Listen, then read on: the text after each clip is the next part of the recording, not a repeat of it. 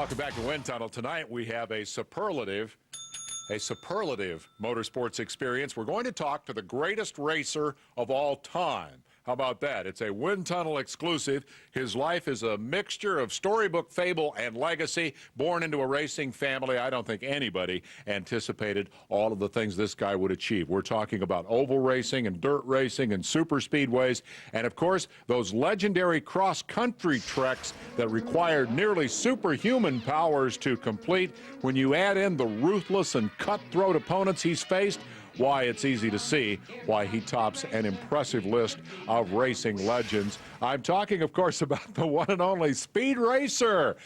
It's my pleasure tonight to welcome him to the Wind Tunnel. Hey, Speed, nice to have you here. Hi, Dave. You know, you have a lot of fans in our audience, including me, but I need to get one thing right up front. I understand you may have a little bone to pick with Speed Channel. Well, Dave, you know, I've been called Speed all my life.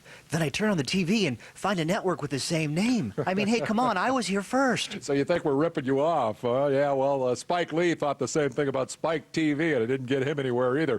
I want to move past that. I want to find out what you've been up to lately. We haven't seen you in a while. Well, Dave, I've been busy as I've ever been. We're always racing, seem to be always on the road, and of course, with all the people trying to kill me both on and off the track, we don't get much downtime.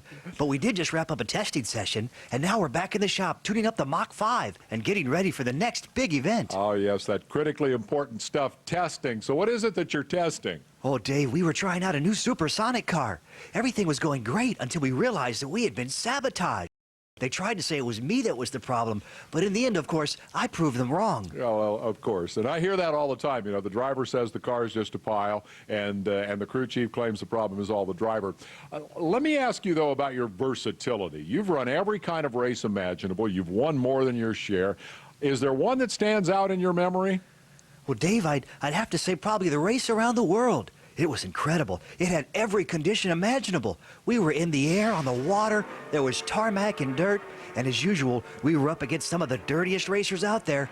We had trouble from all sides. It was unbelievable. It sounds like World Rally, and you won it, though, right? Of course, Dave. I'm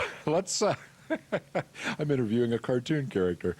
Let's talk about your car. We can see the Mach 5 behind you. Tell me more about your race car. Well, as you can see, Dave, the Mach 5 is a work of art. Pops built it for one purpose only. Of course, that's to win races. It's got more than most anything out there, more gadgets than a James Bond Aston Martin, and it looks so cool. But the best part, Dave, is that it's a blast to drive. Yeah, well, thank God for old Pops. Once you get that puppy tuned up, all of us at Wind Tunnel sure would like to take a few laps in it. But in the meantime, I want to get the viewers involved here. We have an email that's come in from Dale in Hendersonville, North Carolina, and he writes, "Hey, Speed, doesn't it seem like you're cheating when your car can jump through the air and change from slick to spiked tires with the push of a button? I mean, you put wings on it for one race. What gives?" How about it, Speed Racer? Are you on what a lot of people believe is that Earnhardt Jr., that Ryan Newman plan? You getting a little help from the inspectors there, kind of overlooking some of that supercar technology you've got? Well, Dave, now I get this a lot, but what people don't understand is that without those capabilities, I'd be no match for the ruthless opponents I face in every single race. These guys will stop at nothing to beat me, and I need an edge to survive. I mean, imagine racing against 100 Kevin Harvicks. You get the idea, right? Yeah, I guess I get the picture. Yeah, the bad guys you face are probably worse than your average Saturday night midget field. Let's go to the phones. Got Bill in Dallas on the line. Bill's got a question here. What's up, Bill? Hey, Dave, I love the show. Yeah, me too, even when it turns into a cartoon. Let's get to the point. All right, the point is NASCAR changed the rule about racing back to the yellow. I just wanted to know what Speed thought about that. Yeah, a lot of talk about that lately, Speed Racer. Back, let's just pick a time. Back when you were in that race against the big mammoth car, what was the ruling back then about the yellow? Well, that's a very good question, but I don't really have an answer. When you're racing against an opponent that's shooting at you, you're not really thinking about whether or not he's going to get his lap back. But aside from that, as a racer, I say let the drivers sort it out. So your position on that would be that the driver should be allowed to react differently if he's actually being shot at. I guess you could make that case. What about the rest of the crew? What have they been up to? Oh, they're all still here. Trixie's still with us. Pops is still keeping the Mach 5 race ready. And Spritle and Chim Chim, they're still getting into trouble.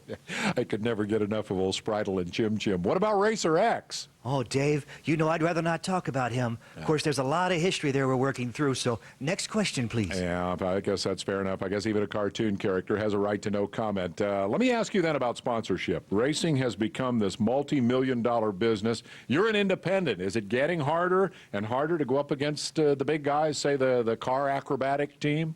Well, Dave, we're out there to win races. We do that, and we do it a lot. We've had lots of offers from people who want to come in and pay us money, put their product right on the side of the Mach 5. That's just not going to happen, Dave. It just wouldn't be right. But we haven't closed the door on sponsorship. There are other opportunities, and we're currently in negotiation with several different parties. But I really can't go into detail. I'll tell you what, those sponsors are they love a winner, especially if he can get himself on TV. You're pretty good at that. I'm betting that you're going to be able to write your own ticket. I want you to know I appreciate you taking time out of a busy schedule to be with us tonight. Thank you very much, Speed Racer, for coming on Wind Tunnel. Thanks, Dave. It's a real pleasure to be on your show. And hey, don't forget, give me a plug for my new gig. Oh, yes, the new gig. Can't forget that. Speed Racer is back, ladies and gentlemen. It's a Speed Channel exclusive. It's going to be right here every weeknight, 6 p.m. Eastern Time, the original Speed Racer cartoons. The debut is tomorrow night. The premiere episode will be The Great Plan. Speed Racer in The Great Plan tomorrow night, right here on Speed Channel. And it's also on 7 days a week at 7 in the morning Eastern Time for the kids. So stay with us. Wind Tunnel is coming back right after the break.